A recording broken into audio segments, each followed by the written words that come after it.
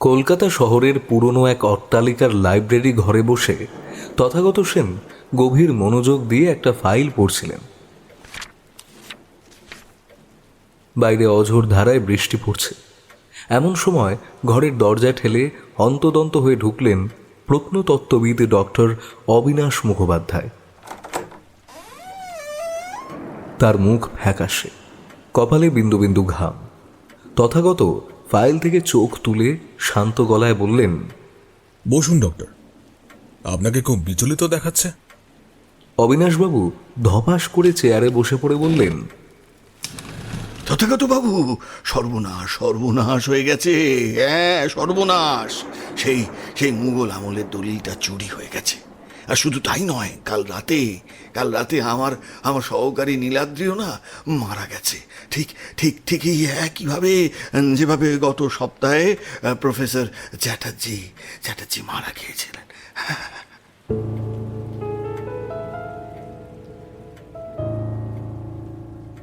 তথাগতর তীক্ষ্ণ চোখ জোড়া ছোট হয়ে এলো। তিনি টেবিলের উপর রাখা তামাকের পাইপটা সরিয়ে রেখে বললেন, নীলাদ্রিও কি কিছু ভুলে যাওয়ার কথা বলছিল? হ্যাঁ, মৃত্যুর আগে ও আমাকে ফোন করেছিল। বলছিল ও নিজের নাম মনে করতে পারছে না। ওই দলিলে লেখা ছিল, কোহিনূর কেবল রাজ্য নয়, স্মৃতিও কেড়ে নেয়। যারা ওই দলিলটা পড়েছে তাদের প্রত্যেকের স্মৃতি আগে লুপ্ত হচ্ছে, তারপর হৃদরোগে আক্রান্ত হয়ে মারা যাচ্ছে। হ্যাঁ, লোকে বলছে এটা নাকি ওই কোহিনূরের অভিশাপ। অভিশাপ আর পরিকল্পিত খুনের মধ্যে একটা সূক্ষ্ম তফাৎ আছে ডক্টর। আপনার কি মনে হয় না যে কেউ চাইছে না কোহিনূর ভারতে ফিরে আসুক? আপনি জানলেন কি করে যে কোহিনূর ফিরছে? হ্যাঁ, মানে ওটা তো অত্যন্ত গোপনীয় সরকারি খবর।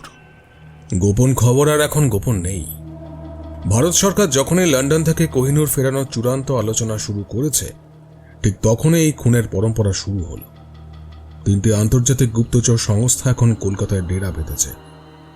তারা চায় না ভারতের এই অমূল্য সম্পদ আবার এখানে ফিরে আসুক। এমন সময় তথাগতর ফোনে একটা মেসেজ এলো। তিনি সেটা পড়ে ডক্টর মুখোপাধ্যায়ের দিকে ফিরলেন। আচ্ছা অবিনাশবাবু, যারা যারা মারা গিয়েছেন তারা সবাই কি দলিলটা পড়ার পর চা বা কফি খেয়েছিলেন? অবিনাশবাবু কিছুক্ষণ ভেবে বললেন, হ্যাঁ, নীলাদ্রি তো ল্যাবেই চা খেয়েছিল, কিন্তু তার সাথে মৃত্যুর কি সম্পর্ক? তথাগত উঠে দাঁড়ালেন, নিজের কোটটা গায়ে দিয়ে বললেন, সম্পর্ক গভীর। কোহিনূরের কোনো অতিপ্রাকৃত অভিশাপ নয়, বরং এক বিশেষ ধরনের রাসায়নিক বিষ ব্যবহার করা হচ্ছে যা মানুষের মস্তিষ্কের স্মৃতিকোষগুলোকে নষ্ট করে দেয়। আর এই বিষ প্রয়োগ করছে আমাদের খুব চেনা কেউ। শত্রু বাইরের কোনো সংস্থা নয়, শত্রু ঘরের ভিতরেই আছে। আপনি কাকে সন্দেহ করছেন? তথাগত সেন দরজার দিকে এগিয়ে যেতে যেতে বললেন, আপনার দপ্তরের সেই মানুষটিকে যে দলিলটা চুরি যাওয়ার খবর প্রথমে আপনাকে দিয়েছিল। চলুন, তার সাথে একবার দেখা করা দরকার। অবিনাশবাবু স্তম্ভিত হয়ে বসে রইলেন। তথাগতর কথাগুলো তার মাথায় ঘুরপাক খাচ্ছে। হ্যাঁ, আপনি কি প্রতাপের কথা বলছেন? ও তো গত 10 বছর ধরে আমার সঙ্গে কাজ করছে। তথাগত সেন গাড়ির চাবিটা হাতে নিয়ে বললেন, পুরনো বিশ্বাসে অনেক সময় অপরাধীর সবচেয়ে বড় ঢাল হয় ডক্টর। চলুন, সময় নষ্ট করা যাবে না একদম।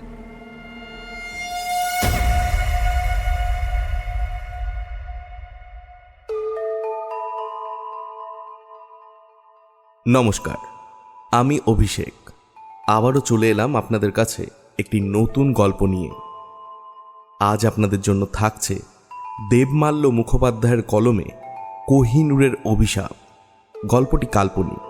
আর হ্যাঁ, আপনারা কোথা থেকে গল্পটি শুনছেন জানাতে ভুলবেন না কিন্তু, কারণ আগেই বলেছিলাম, I just want to connect myself with all of you. আর হ্যাঁ, আমাদের গল্প ভালো মন্দ যেমনই লাগুক না কেন, সেটা আমাদের কমেন্টের মাধ্যমে জানান। তাহলে শুরু হচ্ছে আমাদের আজকের নিবেদন, দেবমাল্য মুখোপাধ্যায়ের কলমে কোহিনূরের অভিশাপ।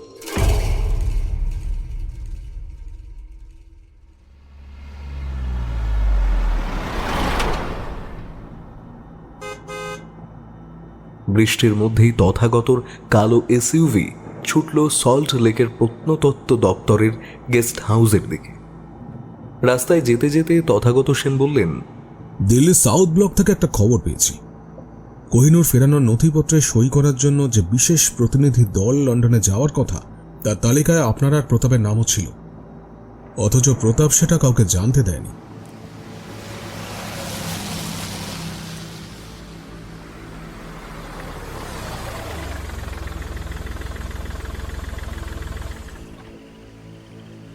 গেস্ট হাউসে পৌঁছতেই দেখা গেল চারপাশ নিঝুম।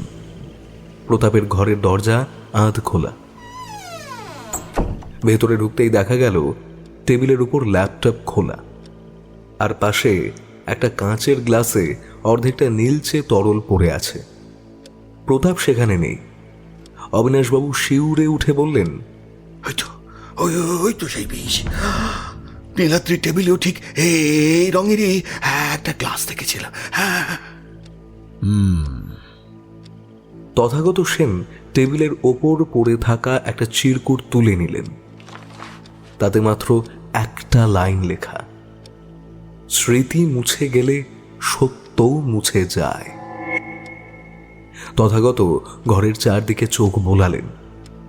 হঠাৎ তার নজর গেল ঘরের এক কোণে রাখা একটা ছোট সিসিটিভি ক্যামেরার দিকে, যেটা লেন্সটা কেউ কালো টেপ দিয়ে আটকে রেখেছে। তথাগত হেসে বললেন, প্রতাপ বুদ্ধিমান, কিন্তু ও একটা জিনিস ভুলে গেছে।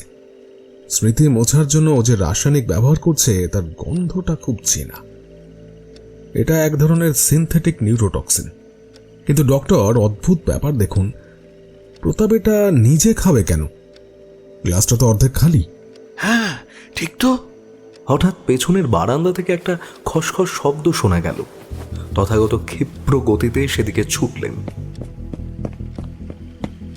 দেখলেন একজন দীর্ঘকায় লোক পাঁচিল টপকে পালানোর চেষ্টা করছে। তথাগত চিৎকার করে বললেন, পালিয়ে লাভ নেই প্রতাপ বাবু, আপনার পালানোর সব পথ পুলিশ ঘিরে ফেলেছে। প্রতাপ থমকে দাঁড়ালো। অন্ধকার থেকে বেরিয়ে এলো প্রতাপ, কিন্তু তার চোখে মুখে কোনো ভয় নেই, বরং একটা অদ্ভুত শূন্যতা। সে নিজেই নিজের উদ্দেশ্যে বলল, আমি কে? আমি এখানে কি করছি? আমার হাতে এই ফাইলটা কেন? প্রতাপের হাতে একটা চামড়ার ব্যাগ। ওটাই সেই নিখোঁজ মুঘল দলিল। কিন্তু প্রতাপের অবস্থা দেখে মনে হচ্ছে সে সত্যিই কিছু মনে করতে পারছে না। অবিনাশবাবু অবাক হয়ে বললেন, তবে কেউ নিজেই নিজের বিষ খেয়ে নিল? না, ও বিষ খায়নি, ওকে খাওয়ানো হয়েছে। কি বলছেন কি আপনি? হ্যাঁ ডক্টর, যা বলছি বুঝেই বলছি। এই খেলার পেছনে আরো বড় কেউ আছে, যে প্রতাপকে দিয়ে কাজটা করিয়ে এখন তথ্য প্রমাণ লোপাট করতে চাইছে। প্রতাপ কেবল একটা ঘুঁটি ছিল। তথাগত প্রকাশকে ঘরে নিয়ে এলে প্রতাপ বলল, আপনি কি? আমি কোথায় আছি? এই প্রতাপ, প্রতাপ, প্রতাপ, তুমি কি বুঝতে পারছো আমি কি বলছি? হ্যালো প্রতাপ। আমার ভালো লাগছে না, আমার কিচ্ছু ভালো লাগছে না। আমি কে? অবিনাশবাবু, ওকে কিছু জিজ্ঞাসা করা এখন বোকামি। আমরা বরং আমাদের কাজটা এগোই। হ্যাঁ, সেই ভালো।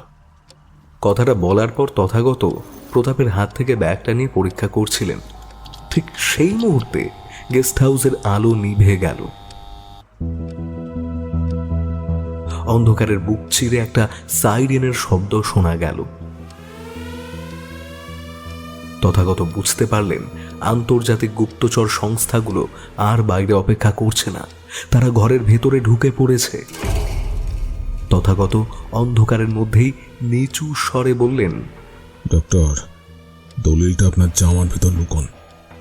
ওরা যে কোনো সময় আমাদের উপর হামলা করতে পারে। মনে রাখবেন, ওরা কোহিনূর চায় না, ওরা চায় ভারত যেন কোনোদিন বিশ্বের দরবারে নিজের গর্ব ফিরে না পায়। অন্ধকারের মধ্যেই তথাগত অবিনাশবাবুর হাত ধরে টেনে একটা আলমারির আড়ালে নিয়ে গেলেন। বাইরে ভারী বুটের শব্দ পাওয়া যাচ্ছে। অন্তত 3 জন লোক ভেতরে ঢুকছে। তাদের হাতে টর্চের আলো এদিক ওদিক নাচছে। তথাগত নিচু স্বরে বললেন, ডক্টর, একদম নড়াচড়া করবেন না। ওদের হাতে সাইলেন্সার লাগানো পিস্তল আছে। প্রতাপের কি হবে? হ্যাঁ, ও তো ওখানে দাঁড়িয়ে আছে। কি কি কি কি কি হবে? প্রতাপ এখন ওদের কাছে জ্যান্ত লাশের মতো। ও স্মৃতি চলে গেছে, ও কোনো বিপদ নয়।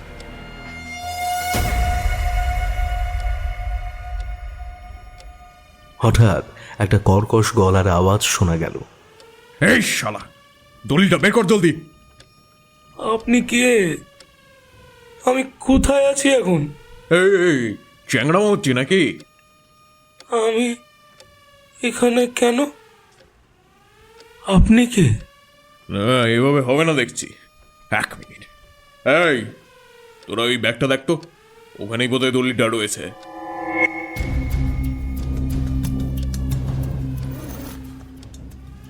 আমার ভালো লাগছে না। আমার কিচ্ছু ভালো লাগছে না। আমার ভালো লাগছে না। একদম বেশি বাড়াবাড়ি করবি না কিন্তু। তথাগত বুঝলেন ওরা প্রতাপকে দলিলটার জন্য জেরা করছে, কিন্তু প্রতাপ তখন নিজের নামটাই মনে করতে পারছে না। তথাগত সেন বুঝতে পারলেন এখনই কিছু একটা করতে হবে। উনি পকেট থেকে একটা ম্যাচ বক্স আর সাইড ব্যাগ থেকে একটা ছোট পারফিউমের বোতল বের করলেন। অবিনাশবাবু অবাক হয়ে তাকিয়ে রইলেন। তথাগত সেন পারফিউমটা বাতাসে স্প্রে করে একটা দেশলাই কাঠি জ্বালিয়ে ছুঁড়ে দিলেন মেঝের একদিকে। মুহূর্তের মধ্যে আগুনের একটা হলকা দিয়েই আবার নিভে গেল। বিপক্ষ দলটা এক মুহূর্তের জন্য থমকে গেল। সেই সুযোগে তথাগত সেন চিৎকার করে উঠলেন, পুলিশ, এইদিকে!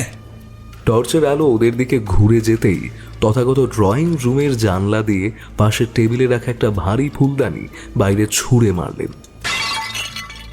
শব্দটা শুনে আততায়ীরা ভাবল কেউ ওদিক দিয়ে পালানোর চেষ্টা করছে। তারা জানলার দিকে দৌড়ে গেল। পর মুহূর্তেই তথাগত ডক্টরকে নিয়ে পিছনের দরজা দিয়ে বাগানে বেরিয়ে এলেন। বৃষ্টির বেগ তখন আরো বেড়েছে। ওনারা দৌড়ে গাড়িতে গিয়ে উঠলেন। তথাগত সেন গাড়ি স্টার্ট দিয়েই ঝড়ের গতিতে সেখান থেকে বেরিয়ে এলেন। কিছুটা এগোনোর পরেই পিছনে তাকিয়ে দেখা গেল অন্য একটা কালো গাড়ি তাদের তাড়া করছে। অবিনাশবাবু হাঁপাতে হাঁপাতে বললেন,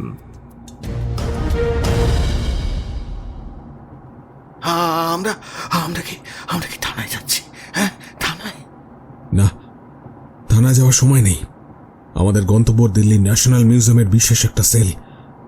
কিন্তু তার আগে আপনাকে একটা সত্যি কথা বলতে হবে ডক্টর। কি কি কি কি সত্যি? হ্যাঁ, কি কি সত্যি?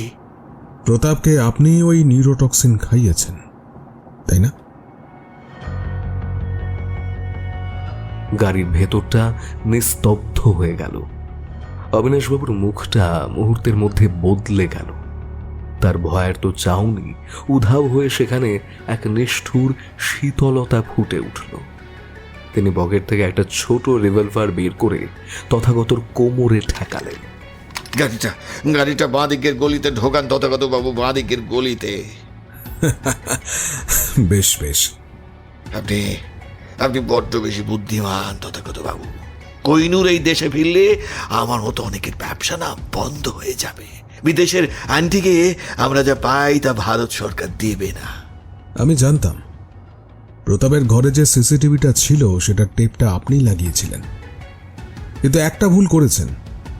ওই মুঘল দলিলে বিষাক্ত গুঁড়ো মেশানো ছিল, যা শুধু আপনিই জানতেন। যারা যারা পাতা উল্টেছে তারা আঙুলে থুতু লাগিয়ে পাতা উল্টোতে গিয়ে বিষটা পেটে নিয়েছে। কিন্তু আপনি যখন দলিলটা হাতে নিলেন, আপনি গ্লাভস পরেছিলেন। দলিলটা দিন আর গাড়িটা থামান। দলিলটা ব্যাগে নেই ডক্টর। ওটা আমি প্রতাপের ঘরের কার্পেটের নিচে লুকিয়ে রেখে এসেছি। ব্যাগে শুধু পুরনো খবরের কাগজ আছে। অবিনাশবাবু রাগে গর্জে উঠলেন। ঠিক সেই সময় তথাগত সজোরে ব্রেক কষলেন। গাড়িটা একটা ঝাঁকুনি দিয়ে থেমে গেল। প্রবল ঝাঁকুনিতে অবিনাশবাবুর হাত থেকে পিস্তলটা পড়ে গেল। উনি কিছু বোঝার আগেই উল্টো দিক থেকে আসা কয়েকটা পুলিশের গাড়ির হেডলাইট তাদের উপর এসে পড়ল। আমি যখন বেরিয়ে আসছিলাম তখনই লালবাজারের খবরটা পাঠিয়ে দিয়েছিলাম। আপনাকে অনুসরণ করা হচ্ছিল ডক্টর। অভিশাপটা আসলে কোহিনূরের নয়, অভিশাপটা আপনাদের মতো লোভী মানুষদের। অবিনাশবাবু পালানোর কোনো সুযোগ পেলেন না। চারদিক থেকে পুলিশ এসে তাকে ঘিরে ফেলল। তার হাত থেকে রিভলভারটা কেড়ে নেওয়া হলো। লালবাজারের গোয়েন্দা অফিসাররা তাকে টেনে হিঁচড়ে গাড়ি থেকে নামিয়ে আনলেন। তথাগত সেন গাড়ি থেকে নেমে বুক ভরে খোলা হাওয়ায় শ্বাস নিলেন। বৃষ্টির তোর এখন কিছুটা কমেছে। ইন্সপেক্টর চ্যাটার্জি এগিয়ে এসে তথাগতর কাঁধে হাত রাখলেন।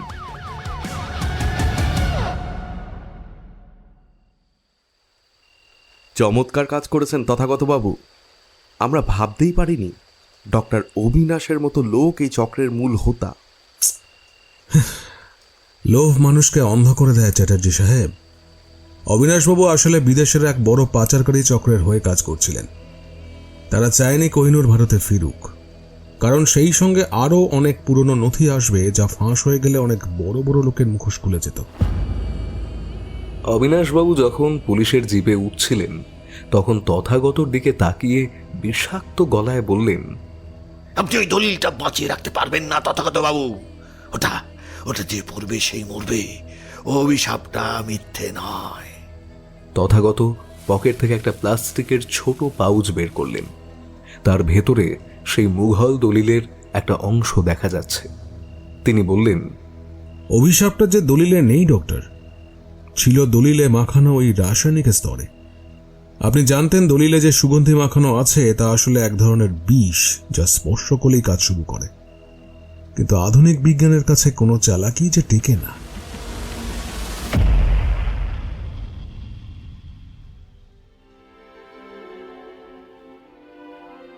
পরদিন সকালে খবরের কাগজে বড় বড় অক্ষরে হেডলাইন বেরোলো, কোহিনূর ফেরার পথে বড় বাধা কাটল, ধরা পড়ল আন্তর্জাতিক পাচারকারী চক্র। তথাগত সেন তখন তার লাইব্রেরি ঘরে বসে গরম কফির কাপে চুমুক দিচ্ছেন। তার সামনে রাখা সেই আসল মুঘল দলিলটা এখন কাঁচের বাক্সে বন্দি। তিনি জানতেন লড়াইটা কেবল একটা হিরে বা দলিলের জন্য ছিল না, লড়াইটা ছিল দেশের ইতিহাস আর আত্মসম্মান রক্ষার। দিল্লি থেকে উচ্চপদস্থ এক আধিকারিক ফোন করে তথাগত সেনকে বাহবা জানিয়েছেন।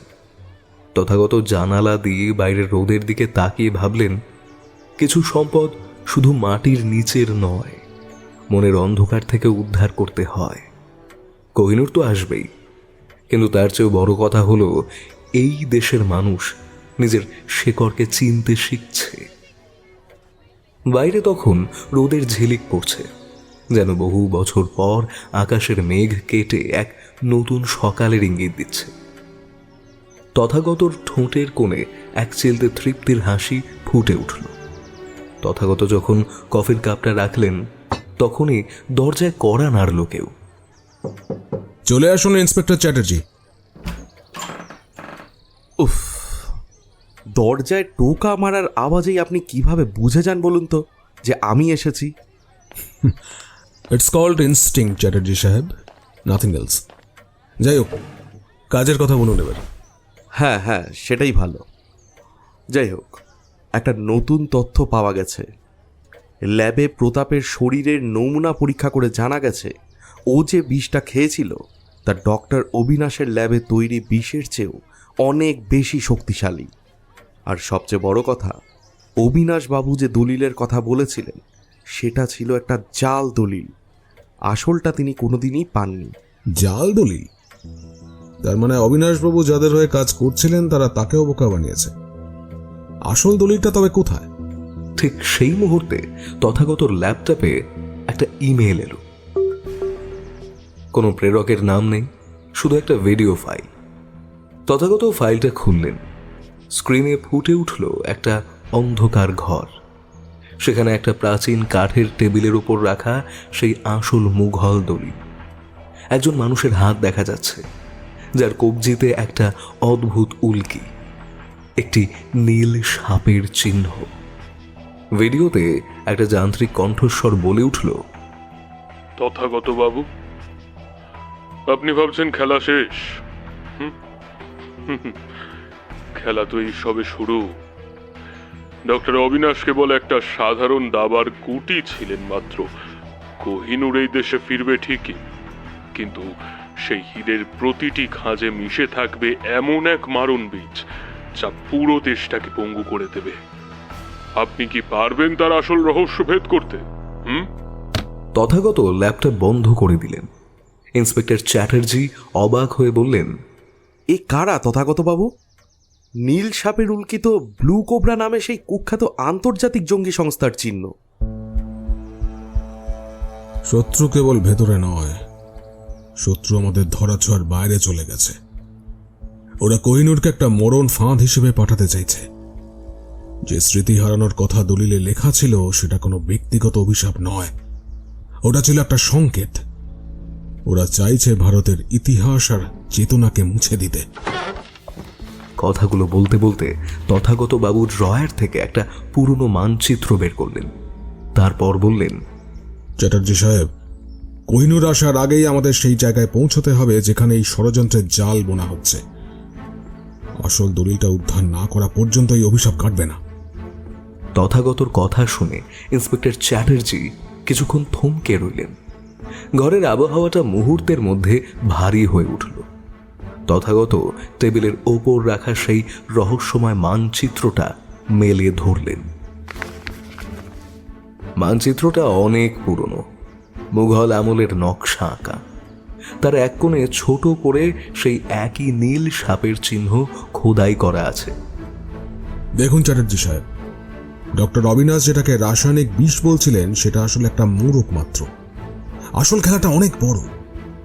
ব্লু কোবরা গোষ্ঠী আসলে গত কয়েক দশক ধরে ভারতের প্রত্নতাত্ত্বিক নিদর্শনের ভেতর দিয়ে এমন কিছু পাচার করছে যা আমরা কল্পনাও করতে পারছি না। তারা কোহিনূরকে কেন্দ্র করে একটা সাইকোলজিক্যাল চেইন তৈরি করতে চায়। Psychological chain? সেটা কি? সহজ ভাষায় বলতে গেলে একটা গণহিস্টোরিয়া বা মাস হ্যালুসিনেশন। এই দলিলে একটা বিশেষ ফ্রিকোয়েন্সির সংকেত লুকিয়ে আছে। যারা এটা পড়ছে বা এর সান্নিধ্যে আসছে তাদের মস্তিষ্কের নিউরনগুলো এলোমেলো হয়ে যাচ্ছে। আর কোহিনূর হিরেটা যেহেতু একটা বিশাল কার্বন ক্রিস্টাল, ওটাকে এমনভাবে প্রোগ্রাম করা সম্ভব যা থেকে এক বিশেষ ধরনের বিকিরণ নির্গত হবে। হিরেটা যখনই ভারতের মাটিতে কোনো বড় প্রদর্শনীতে রাখা হবে তখনই হাজার হাজার মানুষের স্মৃতি আর চিন্তা করার ক্ষমতা লোপ পেতে শুরু করবে। এটাকে বলে মেমোরি ইরেজিং ব্ল্যাকআউট। কিন্তু কিন্তু তথাগত বাবু, আমরা এখন কি করতে পারি? সরকার তো কোহিনূর আনার সব ব্যবস্থা করে ফেলেছে। এখন পিছিয়ে আসা মানে আন্তর্জাতিক স্তরে ভারতের অপমান। পিছিয়ে আমাদের রাস্তায় হবে না। আমাদের ওই আসল দলিলটা উদ্ধার করতে হবে। ওই দলিলেই লেখা আছে কোহিনূরের সেই প্রোগ্রামিং নষ্ট করার প্রাচীন সংকেত। মুঘল সম্রাটরা জানতেন এই হিরেটা শুধু একটা পাথর নয়, এটা একটা শক্তি। আর সেই শক্তিকে নিয়ন্ত্রণ করার চাবিকাঠি ওই দলিলেই আছে। হঠাৎ তথাগত ল্যাপটপটা আবার বিপ বিপ করে উঠল। ভিডিও কলে ভেসে উঠল একজন অচেনা ব্যক্তি। তার মুখটা ছায়ার আড়ালে ঢাকা, শুধু কবজির সেই নীল সাপের উল্কিটা দেখা যাচ্ছে।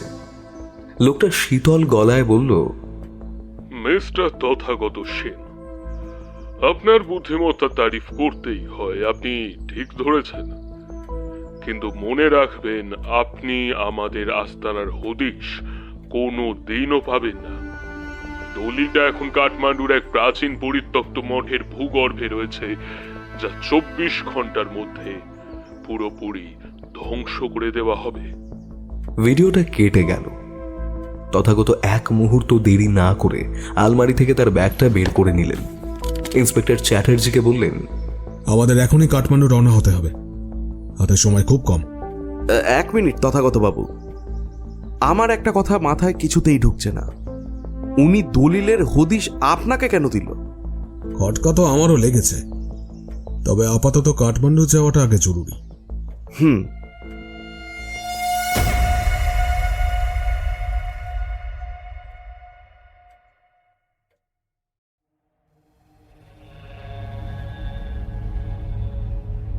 পরদিন ভোরে তথাগত সেন আর ইন্সপেক্টর চ্যাটার্জি কাঠমান্ডুতে পৌঁছলেন।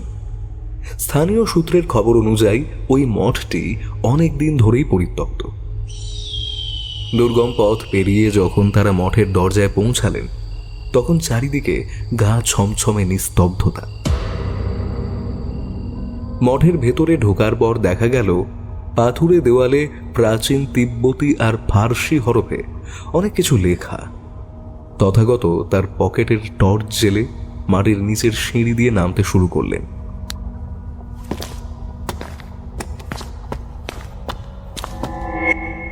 নিচের ঘরটা স্যাঁতস্যাঁতে এবং অদ্ভুত এক গন্ধে ভরা। ঘরের মাঝখানে একটা পাথরের বেদিতে রাখা আছে সেই আসল চামড়ার ব্যাগ, যার ভেতর থেকে একটা মৃদু নীলাভ আভা বেরোচ্ছে। কিন্তু ব্যাগের কাছে এগোতেই চারিদিকের দেওয়াল থেকে খটখট শব্দ হতে শুরু করলো। তথাগত বাবু, দেখুন দেখুন, এইদিকে দেওয়ালগুলো নড়ছে। বিচলিত হবেন না, এটা একটা প্রাচীন মেকানিক্যাল লক। আপনি ঠিক যেখানে দাঁড়িয়ে আছেন ওখান থেকে 1 ইঞ্চও নড়বেন না। দেওয়ালের গায়ের ওই নকশাগুলো আসলে একটা পাসওয়ার্ড। তথাগত তার পকেট থেকে ডক্টর অবিনাশের ল্যাবে পাওয়া সেই ডায়েরিটা বের করলেন। ডায়েরির শেষ পাতায় কিছু গাণিতিক হিসাব ছিল যা অবিনাশবাবু মেলাতে পারেননি। তথাগত দ্রুত হাতে দেওয়ালের কিছু পাথরে চাপ দিতে শুরু করলেন। হঠাৎ একটা ভারী পাথর সরে গিয়ে একটা সুড়ঙ্গ পথ খুলে গেল।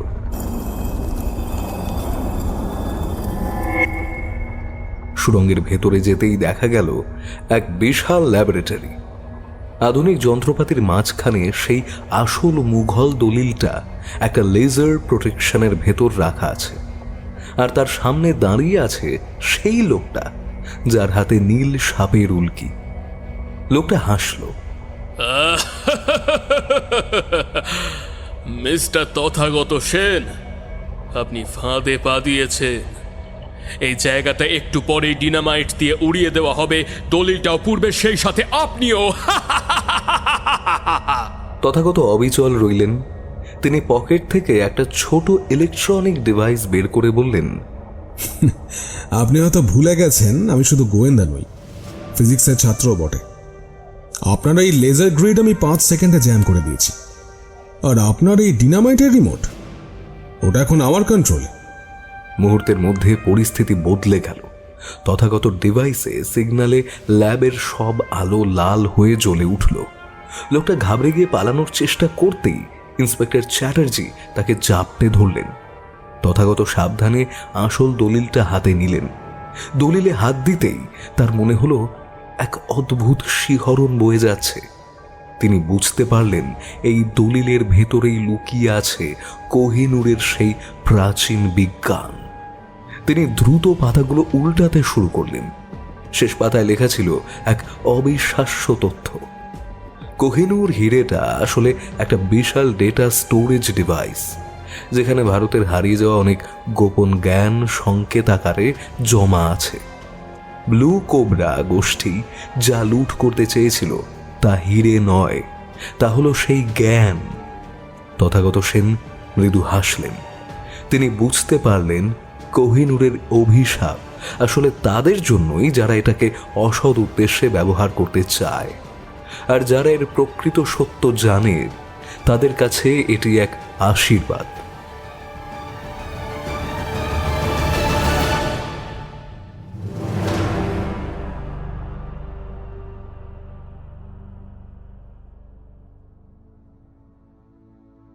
মঠ থেকে বেরিয়ে আসার সময় পাহাড়ের চূড়ায় তখন সূর্য উঠছে।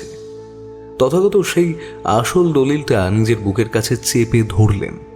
তিনি জানতেন এবার কোহিনূর যখন ফিরবে সে কেবল হিরে হয়ে নয়, ভারতের হারানো গৌরব আর জ্ঞানের ভান্ডার হয়েই ফিরবে। অন্তহীন রহস্যের সমাধান হলো, কিন্তু তথাগতর মনে হলো ইতিহাসের পরতে পরতে এমন আরো অনেক রহস্য জমা আছে যা হয়তো একদিন আবার তাকে ডাক দেবে। কাঠমান্ডুর সেই মঠ থেকে বেরিয়ে তথাগত সোজা দিল্লি রওনা দিলেন। আসল দলিলটা এখন তার কাছে, কিন্তু মনে শান্তি নেই। তার মনে হচ্ছিল ব্লু কোবরা গোষ্ঠী এত সহজে হার মানার পাত্র নয়। দিল্লির এক গোপন সেফ হাউসে বসে তিনি দলিলটা নিয়ে আবার বসলেন। ডক্টর অবিনাশের সেই তথাকথিত বিষ আর স্মৃতি হারানোর রহস্যের জট এবার পুরোপুরি খুলতে শুরু করলো। তথাগত দেখলেন দলিলের পাতায় পাতায় এমন কিছু জ্যামিতিক নকশা আছে যা খালি চোখে ধরা পড়ে না।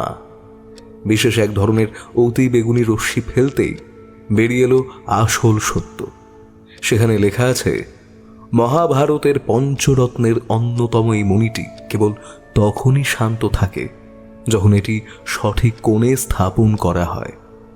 তার মানে কোহিনূর কোনো মারণাস্ত্র নয়, এটা একটা প্রাচীন সংকেত গ্রহণকারী যন্ত্র। ঠিক সেই মুহূর্তে ঘরের জানালা ভেঙে একটা ছোট ড্রোন ভেতরে ঢুকল। তথাগত ক্ষিপ্র গতিতে সরে গেলেন। ড্রোনটা থেকে একটা যান্ত্রিক কণ্ঠস্বর ভেসে এলো, তথাগত সেন, তথাগত সেন, মিস্টার সেন, আপনি দলিলটা হস্তান্তর করুন। আপনার পেছনে থাকা ইন্সপেক্টর চ্যাটার্জিকে একবার ভালো করে দেখুন তো। তথাগত ঘুরে তাকিয়ে স্তম্ভিত হয়ে গেলেন। চ্যাটার্জি সাহেবের চোখে মুখে কোনো ভাব নেই। তিনি রোবটের মতো পিস্তলটা তথাগতর দিকে তাক করে আছেন। তার কানের পেছনে একটা ছোট চিপ লাগানো, যা থেকে নীল আলো জ্বলছে। তথাগত বুঝলেন এটা সেই সাইকোলজিক্যাল চেইনের অংশ। চ্যাটার্জি সাহেবের মস্তিষ্ক এখন রিমোট কন্ট্রোলে চলছে। চ্যাটার্জি সাহেব, আপনি কি আমাকে শুনতে পাচ্ছেন? আপনি একজন সৎ পুলিশ অফিসার, নিজের চেতনার উপর নিয়ন্ত্রণ আনুন। কিন্তু কোনো কাজ হলো না। চ্যাটার্জি সাহেব ট্রিগারে আঙুল চাপলেন। ঠিক সেই মুহূর্তে তথাগত তার পকেটে থাকা সেই বিশেষ ফ্রিকোয়েন্সি জ্যামারটা অন করে দিলেন। মুহূর্তের মধ্যে চ্যাটার্জি সাহেবের হাত কেঁপে উঠল এবং তিনি জ্ঞান হারিয়ে মেঝেতে পড়ে গেলেন। ড্রোনটাও নিয়ন্ত্রণ হারিয়ে মাটিতে আছড়ে পড়ল। শত্রু এখন সরকারি ব্যবস্থার একদম ভেতরে ঢুকে পড়েছে।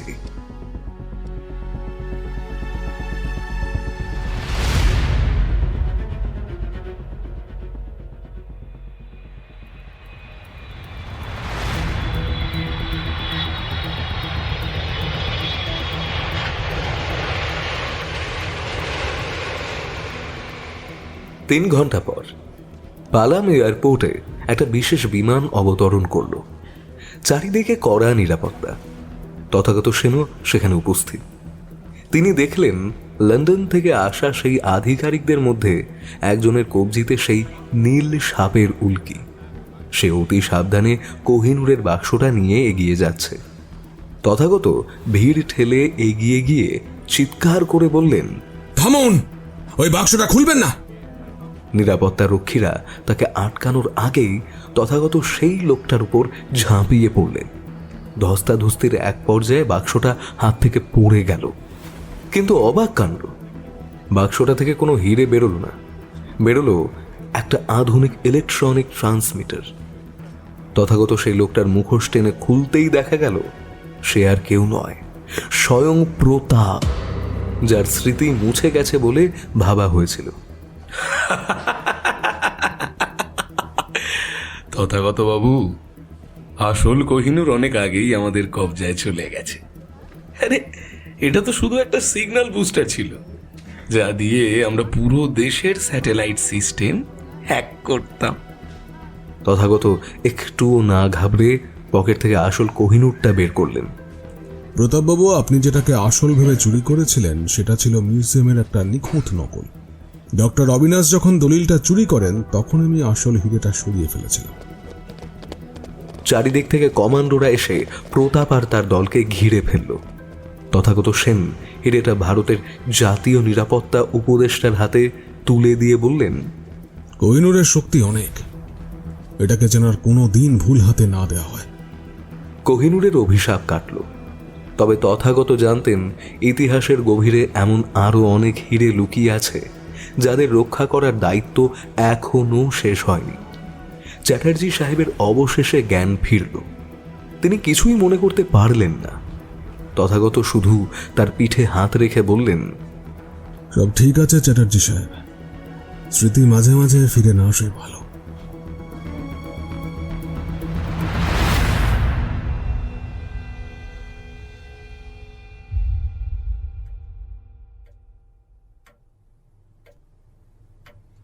ঘটনার কয়েকদিন পর দিল্লির সাউথ ব্লকের একটি অতি গোপনীয় ঘরে বসে আছেন তথাগত সেন।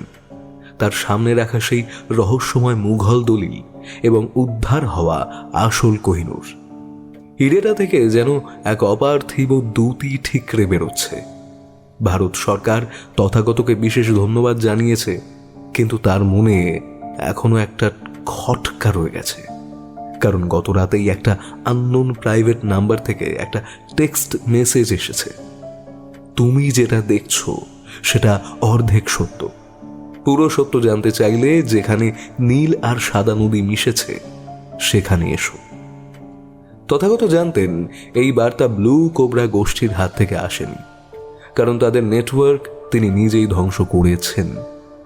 তবে কি এই খেলার পেছনে আরো কোনো তৃতীয় পক্ষ আছে? তাছাড়াও এই নাম্বার ট্রেস করেও কোনো লাভ হবে না, শুধুই সময় নষ্ট। কারণ যারা এই খেলায় নেমেছে বেশ তৈরি হয়েই নেমেছে। তারপর তিনি দলিলটার শেষ পাতাটা আবার ভালো করে পরীক্ষা করছিলেন। হঠাৎ তার নজরে এলো দলিলের একদম নিচের কোণে খুব সূক্ষ্মভাবে একটি মানচিত্রের দাগ দেওয়া আছে। ওটা কোনো সাধারণ মানচিত্র নয়, ওটা আসলে ভারতের প্রাচীন মন্দিরগুলোর অবস্থানের একটি ছক। তথাগত আপন মনে বলে উঠলেন, তার মানে কোহিনূর কেবল একটা হিরে নয়, এটা একটা চাবি মাত্র। তিনি ইন্সপেক্টর চ্যাটার্জিকে ফোন করলেন এবং গোটা ব্যাপারটা জানালেন। বাই এনি চান্স আপনি কি এলাহাবাদের ত্রিবেণী সঙ্গমের কথা বলছেন? কিন্তু সেখানে যাওয়ার ঝুঁকি কি এখন নেওয়া ঠিক হবে? চ্যাটার্জি সাহেব, যে রহস্য কোহিনূরকে ঘিরে শুরু হয়েছে তার শেষ না দেখে আমি শান্তি পাচ্ছি না। ওই দলিলে লেখা আছে স্মৃতি ফিরে আসবে কেবল তীর্থের পবিত্র সলিলে। নীল নদী আর সাদা নদী বলতে গঙ্গা আর যমুনার মিলনস্থলকেই বোঝানো হচ্ছে।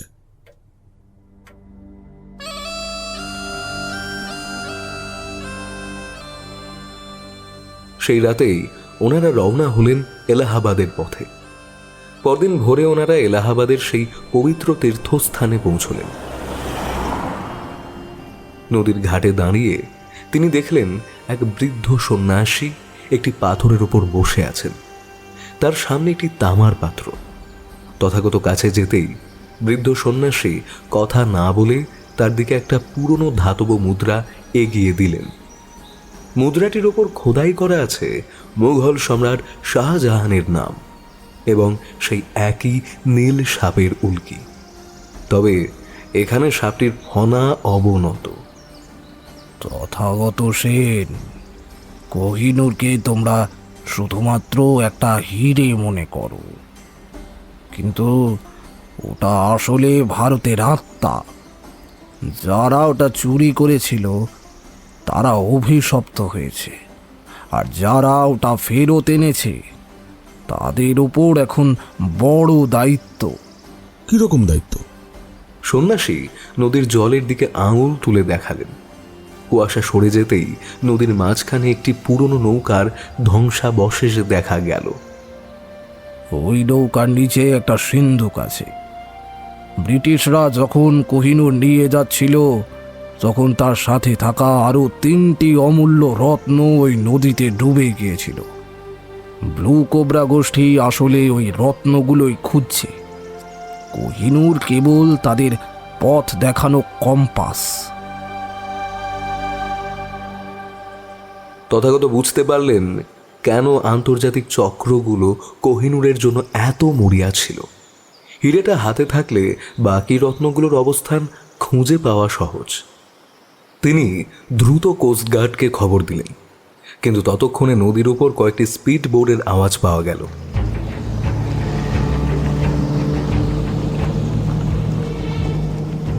একদল সশস্ত্র লোক আধুনিক যন্ত্রপাতি নিয়ে নদী গর্ভে তল্লাশি শুরু করেছে। তথাগত নিজের রিভলভার বের করে বললেন, চ্যাটার্জি সাহেব প্রস্তুত হন। আসল লড়াইটা হীরের জন্য নয়, দেশের মাটির নিচে চাপা পড়া ইতিহাসের জন্য। শুরু হলো এক ভয়ঙ্কর লড়াই। নদীর বুকে গোলাগুলি আর ধাওয়া পাল্টা ধাওয়া। তথাগত তার বুদ্ধিকে কাজে লাগিয়ে ঘাতকদের বিভ্রান্ত করলেন। অন্যদিকে ইন্সপেক্টর চ্যাটার্জির তৎপরতায় পুলিশের নৌবাহিনীর ডুবুরিরা সেই সিন্দুকটি উদ্ধার করল। সিন্দুকটি খুলতেই দেখা গেল 3টি অদ্ভুত সুন্দর মুক্ত, যা থেকে নীল রঙের আভা বেরোচ্ছে। তথাগত সেন যখন সেই মুক্তগুলো হাতে নিলেন, তার মনে হলো এক দীর্ঘমেয়াদী অভিশাপের শেষ হলো। তিনি সন্ন্যাসীর দিকে ফিরলেন, কিন্তু দেখলেন সেখানে কেউ নেই, শুধু পাথরের উপর সেই মুদ্রাটি পড়ে আছে।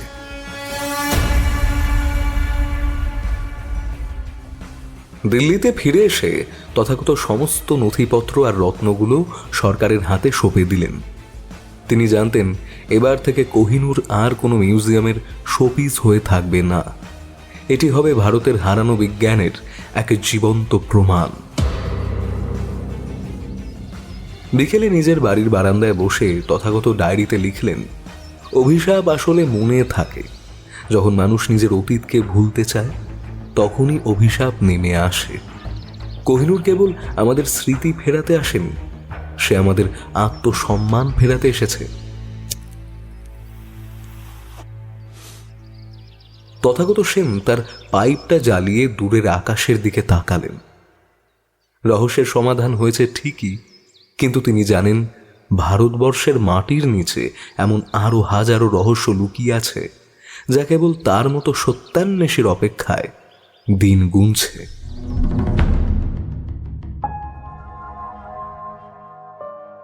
রত্নগুলো উদ্ধারের কয়েক সপ্তাহ পর তথাগত সেন ভাবছিলেন, এবার হয়তো একটু জিরিয়ে নেওয়া যাবে। কিন্তু রহস্য যার ছায়া সঙ্গী, তার কপালে বিশ্রাম কোথায়? একদিন সন্ধ্যায় তার ড্রয়িং রুমে সেই রহস্যময় বৃদ্ধ সন্ন্যাসী এলেন, যার সাথে সেই এলাহাবাদে ওদের দেখা হয়েছিল। সেই বৃদ্ধ একটি পুরনো মখমলের কৌটো তথাগতর সামনে রেখে বললেন, তথাগত বাবু, আপনি 3টি মুক্ত উদ্ধার করেছেন ঠিকই, কিন্তু আপনি কি জানেন এই মুক্তগুলো কোহিনূরের সাথে যুক্ত হলে কি হতে পারে? ওগুলো আসলে কোনো সাধারণ অলংকার নয়, ওটা একটা প্রাচীন ঘড়ি বা কালচক্র। কালচক্র মানে সময়ের হিসেব রাখার যন্ত্র? তার চেয়েও বেশি কিছু। ওই 3টি মুক্ত যখন কোহিনূরের খাঁজে বসানো হয়, তখন হিরেটি একটি শক্তিশালী প্রজেক্টরের মতো কাজ করে। মুঘল সম্রাটরা ওই প্রযুক্তি ব্যবহার করে ভারতবর্ষের মানচিত্র এবং মাটির নিচে থাকা খনিজ সম্পদের গোপন ভাণ্ডারের হদিশ পেতেন। ব্রিটিশরা কেবল হিরেটা নিয়ে গিয়েছিল, কিন্তু ওই মুক্তগুলো আর দলিলে থাকা সংকেতটা পায়নি। আপনি এখন সেই সব কটি জিনিসের রক্ষক। তথাগত বুঝতে পারলেন কেন ব্লু কোবরা গোষ্ঠীর আক্রমণ থমকে গেছে। তারা এখন সুযোগ খুঁজছে এই 4টে জিনিসকে এক জায়গায় করার। ঠিক সেই সময় জানালার বাইরে একটা লেজার পয়েন্টারের লাল বিন্দু তথাগতর বুকের উপর স্থির হলো। তথাগত এক মুহূর্ত দেরি না করে বৃদ্ধ সন্ন্যাসীকে নিয়ে মেঝেতে শুয়ে পড়লেন। পর মুহূর্তেই জানালার কাঁচ ভেঙে একটা বুলেট দেওয়ালের ঘড়িতে গিয়ে লাগলো। আরো 3-4টে গুলি চলার পর তথাগত সেই বৃদ্ধ সন্ন্যাসীকে নিয়ে কোনো রকমে পেছনের দরজা দিয়ে গ্যারেজের দিকে ছুটলেন।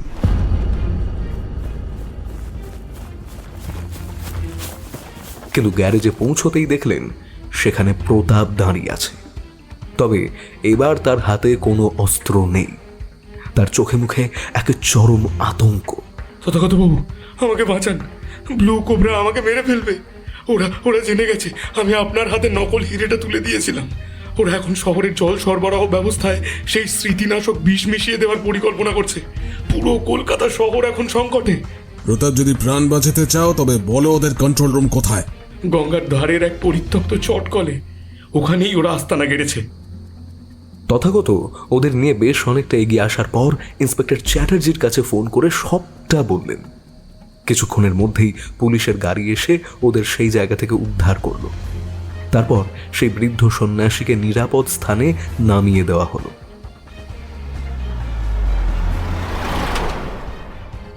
চটকলে পৌঁছাতে পৌঁছাতে রাত গভীর হয়েছে। বিশাল সেই কারখানার ভেতরে ঘুঁট ঘুঁটে অন্ধকার।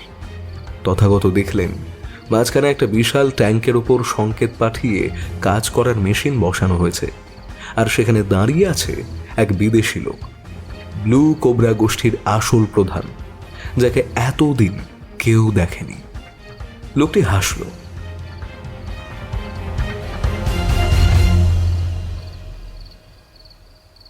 যদি ভুল না করি তাহলে আপনি ইউ আর রাইট, আমি মিস্টার ব্রাউন। সেদিন গেস্ট হাউসের অন্ধকারেও তাহলে আপনিই ছিলেন। Wow wow wow wow, I am impressed, I am totally impressed mister Sen. আপনার তারিফ না করে আমি পারছি না যে। আপনার বাংলা শুনলে বোঝা যায় না যে আপনি বিদেশি। ওসব কথা থাক এখন, বরং কাজের কথা আসা যাক। কোন কাজের কথা বলছেন? মিস্টার সেন, হিরেটা আমাকে তাড়াতাড়ি দিয়ে দিন, না হলে এর পরিণতি কি হবে সেটা তো আপনি জানেনই। তথাগত পকেট থেকে কোহিনূরটা বের করলেন। হিরেটা অন্ধকারেও জল করছে। তিনি ধীর পায়ে এগিয়ে গেলেন। আপনি যা চাইছেন তা পাবেন, কিন্তু তার আগে দেখে নিন হিরেটা আসল কি না। তথাগত হিরেটা এক বিশেষ কোণে উঁচিয়ে ধরলেন। হঠাৎ হিরেটা থেকে একটা তীব্র আলোর বিচ্ছুরণ ঘটল। সেই আলো ওই লোকটার চোখে লাগতেই সে যন্ত্রণায় চিৎকার করে উঠল। ওই তীব্র আলো আসলে হীরের ভেতরে থাকা প্রিজম আর তথাগতর ছোট টর্চের কেরামতি। সেই সুযোগে তথাগত লোকটার উপর ঝাঁপিয়ে পড়লেন। পিছন থেকে পুলিশ বাহিনী এসে কারখানা ঘিরে ফেলল। ধস্তাধস্তির পর ব্লু কোবরার প্রধানকে গ্রেপ্তার করা হলো। জল সরবরাহে বিষ মেশানোর ষড়যন্ত্র নস্যাৎ করে দিল ফরেন্সিক দল।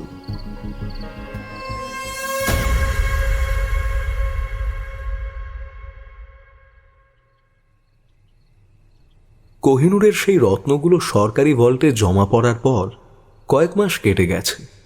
তথাগত সেনের জীবনে যখন একটা থমথমে শান্তি নেমে এসেছে, তখনই একদিন মাঝরাতে তার বাড়ির ল্যান্ড ফোনটা বেজে উঠল। ওপাশে ইন্সপেক্টর চ্যাটার্জির উত্তেজিত গলা। তথাগত বাবু, মুঘল দলিলটা নিয়ে একটা অদ্ভুত ব্যাপার ঘটেছে। আপনি কি একবার মিউজিয়ামে আসতে পারবেন? হ্যাঁ, আমি আসছি। তথাগত যখন ন্যাশনাল মিউজিয়ামের সেই বিশেষ সংরক্ষিত ঘরে পৌঁছলেন, তখন দেখলেন সেখানে আরো কয়েকজন বড় অফিসার উপস্থিত। ডক্টর অবিনাশের সেই পুরনো দলিলটা একটা কাঁচের বাক্সের ভেতর রাখা আছে, কিন্তু আশ্চর্যের বিষয় হলো দলিলের প্রাচীন পার্চমেন্টের ওপর আগে যা লেখা ছিল তা ধীরে ধীরে মুছে গিয়ে সেখানে নতুন কিছু হরফ ফুটে উঠেছে। তথাগত সেন ঝুঁকে পড়ে দেখলেন ফার্সি হরফে লেখা হচ্ছে, যাকে তোমরা শেষ ভেবেছ সে আসলে রক্ষক। তথাগতর কপালে ভাঁজ পড়ল। তিনি বললেন, চ্যাটার্জি সাহেব, এই কালিটা আসলে এক ধরনের ফটো সেন্সিটিভ কেমিক্যাল দিয়ে তৈরি। নির্দিষ্ট কয়েক মাস বায়ুর সংস্পর্শে থাকার পর এটা নিজের রূপ বদলায়। তার মানে এই দলিলের ভেতরে আরো একটা গোপন স্তর ছিল। ঠিক সেই সময় মিউজিয়ামের বাইরের অলিন্দে একটা ভারী পায়ের শব্দ শোনা গেল। তথাগত সজাগ হয়ে উঠলেন। সকলেই পিছন ফিরতে দেখলেন একজন দীর্ঘকায় মানুষ দাঁড়িয়ে আছে, যার মুখটা একটা ধাতব মুখোশে ঢাকা। লোকটার হাতে একটা বিশেষ ধরনের লেজার কাটার। চ্যাটার্জি সাহেব রিভলভার বের করতেই তথাগত বাধা দিলেন।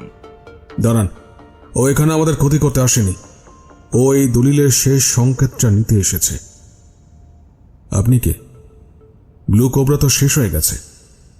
লোকটি তার যান্ত্রিক কণ্ঠস্বরের সাহায্যে বলল, ব্লু কোবরা ছিল লোভী বণিকদের দল। আর আমি এই দলিলের আসল উত্তরাধিকারী। আমার পূর্বপুরুষরা মুঘল সম্রাটদের এই বিশেষ প্রযুক্তি পাহারা দিতেন। কোহিনূর কোনো মারণাস্ত্র নয় তথাগত বাবু, এটি একটি এনার্জি হারভেস্টার। আকাশ থেকে আসা কসমিক রশ্মিগুলোকে এটি শক্তিতে রূপান্তরিত করতে পারে, কিন্তু সেই শক্তির চাবি এই দলিলেই লুকানো ছিল। তথাগত অবাক হয়ে দেখলেন লোকটা দলিলের ওপর একটা বিশেষ তরল ছিটিয়ে দিল।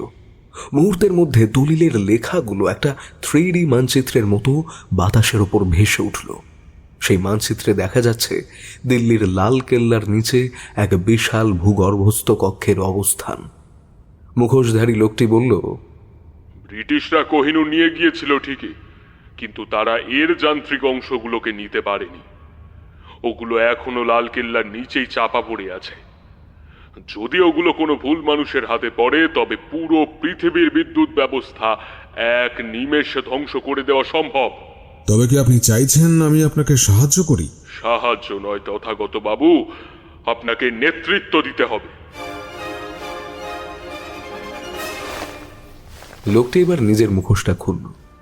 তথাগত দেখলেন লোকটার চেহারা অবিকল সেই ডক্টর অবিনাশের সহকারীর মতো, যে শুরুতে মারা গিয়েছিল বলে ভাবা হয়েছিল, অর্থাৎ নীলাদ্রি। নীলাদ্রি ম্লান হেসে বলল, আমি মরিনি, আমি শুধু লুকিয়েছিলাম যাতে এই প্রযুক্তির চোরদের শনাক্ত করতে পারি। এখন সময় হয়েছে ভারতকে তার হারানো বিজ্ঞান ফিরিয়ে দেওয়ার। এবার বুঝলাম যে কাঠমান্ডুর খোঁজটা কেন দিয়েছিলে। তথাগত সেন এবার বুঝতে পারলেন কোহিনূরের অভিশাপ আসলে একটা পরীক্ষা ছিল। যারা এই সম্পদকে নিজের স্বার্থে ব্যবহার করতে চেয়েছিল তারা ধ্বংস হয়েছে, আর যারা একে রক্ষার লড়াই করেছে তাদের সামনে আজ এক নতুন দিগন্ত খুলে যাচ্ছে। তাহলে চলো নীলাদ্রিবাবু, ইতিহাসের ধুলো ঝেড়ে সত্যকে বের করে আনা যাক। আর চ্যাটার্জি সাহেব, আপনিও আপনার দলবল নিয়ে তৈরি হন। তথাগত সেনের ডায়েরিতে সেই রাতে নতুন একটা অধ্যায় শুরু হলো। গল্পের শেষ যেখানে হয়, ইতিহাসের শুরু ঠিক সেখান থেকেই।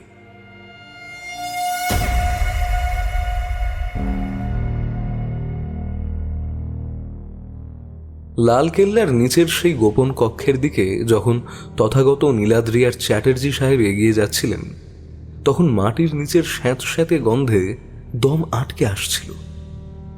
চ্যাটার্জি সাহেব টর্চের আলো ফেলে চারপাশটা দেখছিলেন। প্রাচীন পাথরের দেওয়ালে খোদাই করা অদ্ভুত সব জ্যামিতিক নকশা। নীলাদ্রি একটি নির্দিষ্ট পাথরের উপর হাত রেখে চাপ দিতেই গুড়গুড় শব্দে একটা বিশাল সিন্দুক সদৃশ দরজা খুলে গেল।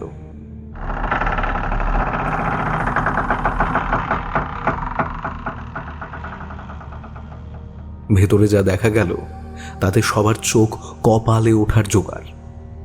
একটি বিশাল তামার গোলক, যার চারদিকে বসানো আছে হাজার হাজার স্ফটিক। ঠিক মাঝখানে একটি শূন্যস্থান, যা একদম কোহিনূরের আকৃতির। নীলাদ্রি বলল, তথাগত বাবু, এটাই সেই এনার্জি হারভেস্টার। এই স্ফটিকগুলো সূর্য আর মহাজাগতিক রশ্মি থেকে শক্তি সংগ্রহ করে এই তামার গোলকে সেগুলিকে জমা করে। কোহিনূর এখানে বসালে পুরো সিস্টেমটা সক্রিয় হয়ে উঠবে, কিন্তু সমস্যাটা তো অন্য জায়গায়। তথাগত তীক্ষ্ণ দৃষ্টিতে গোলকটার দিকে তাকিয়ে বললেন, সমস্যাটা হলো এই বিশাল শক্তি নিয়ন্ত্রণ করার জন্য যে কুলিং সিস্টেম বা শীতলীকরণ যন্ত্র দরকার, সেটা এখানে নেই।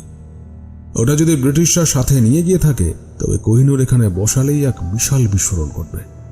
হঠাৎ পেছনের অন্ধকার থেকে একটা পরিচিত কণ্ঠস্বর শোনা গেল, সঠিক ধরেছেন তথাগত বাবু, সঠিক ধরেছেন। আর সেই কুলিং সিস্টেমের নকশাটা এখন আমার হাতে। সবাই ঘুরে দাঁড়িয়ে দেখলেন ডক্টর অবিনাশ মুখোপাধ্যায় দাঁড়িয়ে আছেন। তবে তার হাতে এবার কোনো সাধারণ পিস্তল নয়, একটা রিমোট কন্ট্রোল। তার পেছনে দাঁড়িয়ে আছে একদল সশস্ত্র বিদেশি কমান্ডো। তথাগত বাবু, আপনি কি ভেবেছিলেন, হ্যাঁ, আপনি কি ভেবেছিলেন আমি এত সহজে জেলে পচে মরব? ব্লু কোবরা তো কেবল একটা ছোট পর্দা ছিল। আমি যে সংস্থার হয়ে কাজ করি, তারা এই শক্তির বিনিময়ে পুরো বিশ্বের অর্থনীতি নিয়ন্ত্রণ করবে। আমাকে আমাকে ওই হিরেটার দলিলটা দিয়ে দিন। অবিনাশবাবু, আপনি তো একজন বিজ্ঞানী ছিলেন, ধ্বংসের এই খেলায় মেতে উঠলেন কেন? বিজ্ঞান টাকার কাছে নতি স্বীকার করে তথাগত বাবু। যাই হোক, আসল কথায় আসা যাক। এখন এই হিরেটা ওই গোলকে বসান। আমি আমি দেখতে চাই এই প্রাচীন যন্ত্রটা কাজ করে কিনা। তথাগত পকেট থেকে কোহিনূরটা বের করলেন। হিরেটা যেন বাতাসের কম্পন অনুভব করতে পেরে কাঁপছে। তিনি ধীর পায়ে গোলকটার দিকে এগিয়ে গেলেন। চ্যাটার্জি সাহেব তাকে আটকানোর চেষ্টা করলেন, কিন্তু কমান্ডোদের বন্দুকের নলের মুখে স্থির হয়ে দাঁড়িয়ে রইলেন। তারপর তথাগত হিরেটা গোলকের ঠিক মাঝখানে বসিয়ে দিলেন। মুহূর্তের মধ্যে পুরো ভূগর্ভস্থ ঘরটা নীলাভ আলোয় ভরে গেল। একটা তীব্র গুঞ্জন ধ্বনি শোনা যেতে লাগলো, যেন হাজার হাজার মৌমাছি একসাথে দানা ঝাপটাচ্ছে। দেওয়ালে থাকা স্ফটিকগুলো একে একে জ্বলতে শুরু করলো। হ্যাঁ হ্যাঁ, এটাই তো সেই শক্তি। এবার এবার আমার নকশা অনুযায়ী কন্ট্রোল প্যানেলটা সেট করলেই। একটু ভুল করছেন ডক্টর, আমি হিরেটা সোজাভাবে বসাইনি, আমি ওটাকে 180 ডিগ্রি ঘুরিয়ে বসিয়েছি। আপনি যদি এখনই রিমোটটা ড্রপ না করেন, তবে এই অতিরিক্ত শক্তি এই কক্ষের ভিতরেই একটা মিনি ব্ল্যাক হোল তৈরি করবে। হ্যাঁ, আপনি আপনি আপনি মিথ্যে বলছেন, একদম মিথ্যে বলছেন। পরীক্ষা করে দেখতেই পারেন, 3 সেকেন্ডের মধ্যেই জায়গাটা ধূলিসাৎ হয়ে যাবে। কি তৈরি তো? 3, 2। আতঙ্কে অবিনাশবাবু রিমোটটা ফেলে দিয়ে দৌড়ে পালানোর চেষ্টা করলেন। তার সাথে কমান্ডোরাও দিকভ্রান্ত হয়ে ছুটল। সেই সুযোগে তথাগত পকেট থেকে একটি বিশেষ চুম্বক বের করে গোলকের উপর ছুঁড়ে দিলেন। সাথে সাথে সেই নীলাভ আলো নিভে গেল এবং গুঞ্জন থেমে গেল। তথাগত বাবু, আপনি কি সত্যি হিরেটা উল্টো বসিয়েছিলেন? আরে না না, তবে আমি জানতাম অবিনাশবাবু নিজের প্রাণের মায়ায় এই ঝুঁকি নেবেন না। আমি কেবল হিরেটার ওপর একটা পাতলা আবরণ লাগিয়ে দিয়েছিলাম, যাতে সার্কিটটা পূর্ণ না হয়। আপনি পারেনও বটে তথাগত বাবু, জান হাতে নিয়ে এই বাজি কেউ খেলে? কিছুক্ষণ পর পুলিশ বাহিনী এসে অবিনাশবাবু আর তার দলবলকে গ্রেপ্তার করল। গোপন কক্ষটি সিল করে দেওয়া হলো। তথাগত সেন কোহিনূরটা নিজের রুমাল দিয়ে মুছে আবার সরকারি আধিকারিকদের হাতে তুলে দিলেন।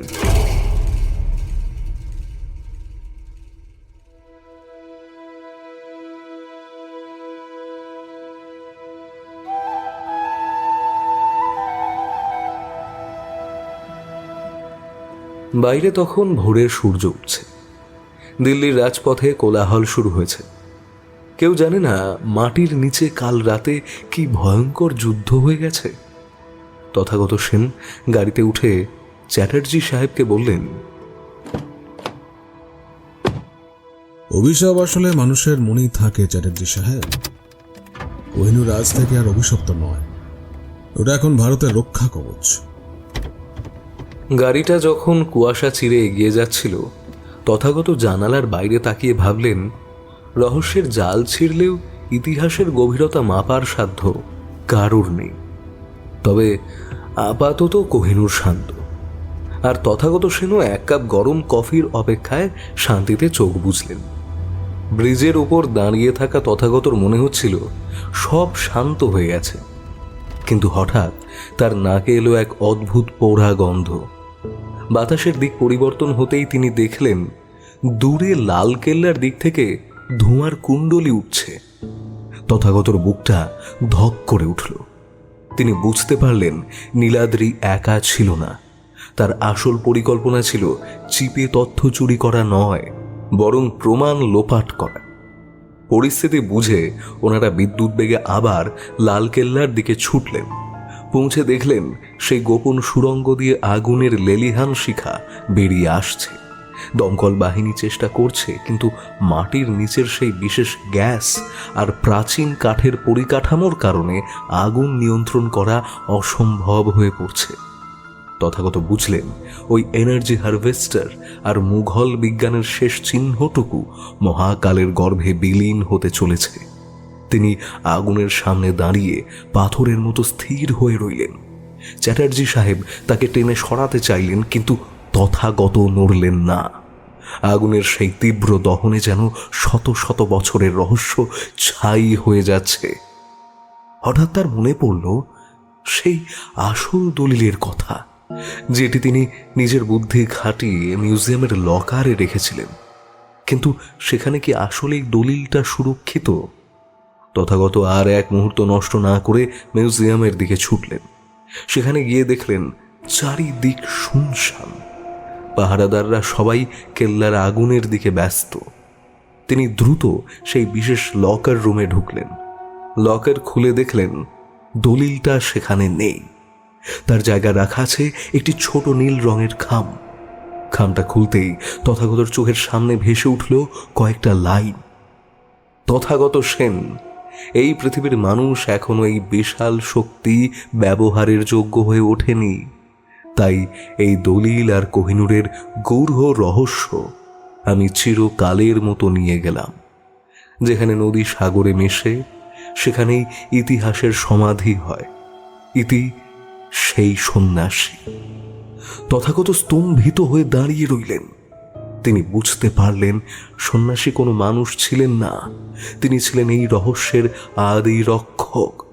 ব্লু কোবরা বা নীলাদ্রি কেউই আসল জয়ী হতে পারেনি, এমনকি তথাগতও নন। প্রকৃতি নিজের সম্পদ নিজেই সরিয়ে নিয়েছে।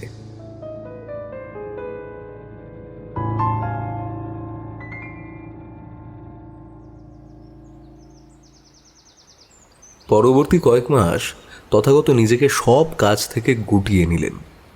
কোহিনূর হিরেটি এখন ভারতের কাছে আছে ঠিকই, কিন্তু তার ভেতরে যে বিশেষ ডেটা স্টোরেজ বা শক্তির কথা বলা হয়েছিল তা চিরতরে রহস্যই রয়ে গেল।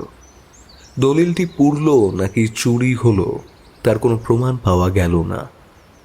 একদিন বিকেলে গঙ্গার পাড়ে বসে তথাগত দেখছিলেন জেলেরা জাল ফেলছে। চ্যাটার্জি সাহেব পাশে এসে বসলেন। তিনি জিজ্ঞেস করলেন, আচ্ছা, আপনি কি মনে করেন আমরা হেরে গেলাম? সেই বিশাল শক্তি আমাদের হাতের নাগালে এসেও হারিয়ে গেল? তথাগত সেন একটু মুচকি হেসে পকেট থেকে সেই পুরনো মুদ্রাটি বের করলেন, যেটি তিনি যমুনার ব্রিজে ফেলে দেওয়ার অভিনয় করেছিলেন, কিন্তু আসলে নিজের কাছেই রেখেছিলেন।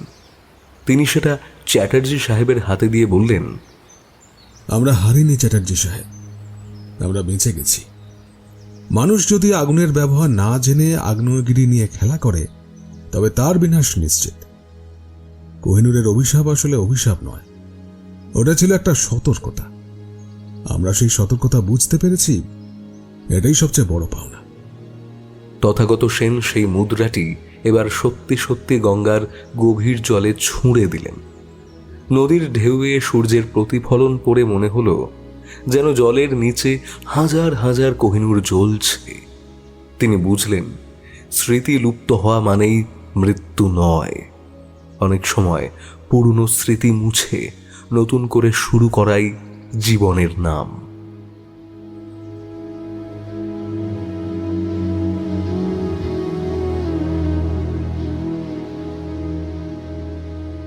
আজ আপনারা শুনলেন দেবমাল্য মুখোপাধ্যায়ের কলমে কোহিনূরের অভিশাপ। আজকের গল্প পাঠে ছিলেন অভিক সাহা। তথাগত সেনের চরিত্রে ছিলেন সাগর নীল। ডক্টর অবিনাশের চরিত্রে রাজ চট্টোপাধ্যায়। প্রতাপের চরিত্রে সৌভিক দাস। নীলাদ্রির চরিত্রে শুভম রায়চৌধুরী। বৃদ্ধ সন্ন্যাসীর চরিত্রে ছিলেন রাহুল রায়। মিস্টার ব্রাউনের চরিত্রে ছিলেন অরিত্র ব্যানার্জি এবং ইন্সপেক্টর চ্যাটার্জির চরিত্রে ছিলাম আমি অভিষেক। আজকের গল্পের পোস্টার ডিজাইন করেছেন প্রত্যয়। আবহ নির্মাণে তৎপুরুষ প্রোডাকশন। নির্দেশনা, নাট্য রূপান্তর এবং সমগ্র পরিচালনায় ছিলাম আমি অভিষেক। তাহলে শীঘ্রই আবারও দেখা হবে, কারণ আবারও ফিরব আরেকটি নতুন গল্প নিয়ে। সকলে ভালো থাকবেন এবং সুস্থ থাকবেন। শুভরাত্রি।